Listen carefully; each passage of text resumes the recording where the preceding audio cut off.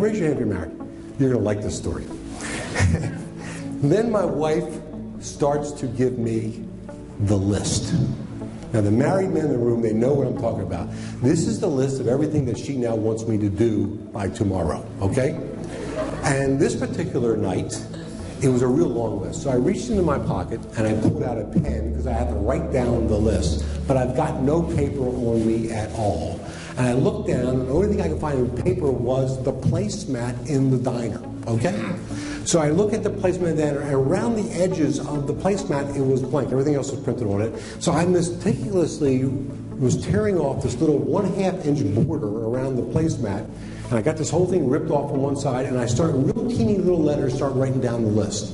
And then it occurred to me, this is very cool. You could write on a placemat. I bet you could mail that baby out and send it out to somebody. That would be really cool. That would get into somebody's mailbox and they would open it up. Now, I didn't have the right to use the Bellac Diner's placemat, so I created my own placemat.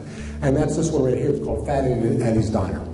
I created, it's my own. I mean, I made this up. It's open 24/7. We'll feed you like a trucker, home cooking the diner on the highway diner. And I decided that I wanted to put on the bottom here what I sold in my diner. So I was going to have breakfast, because that makes sense. You have breakfast in diners, right? Right, Bill, right. You have lunch, dinner. I was having desserts in my diner. They always have these great dessert displays in front of them. And I was also going to have cocktails, because I was having a progressive diner. And I had a really progressive diner. I was going to have lap dances in my diner. So this is what I created. So I created my own diner placemat that I mailed out. And what we actually did is here it is right here. Let me fold it right. And on here, I printed on here, and you can actually see it up there. There's a little coffee stain on there where you put your cup of coffee. And I said, sorry about the coffee stain, but all I had to write on at this diner was this placemat.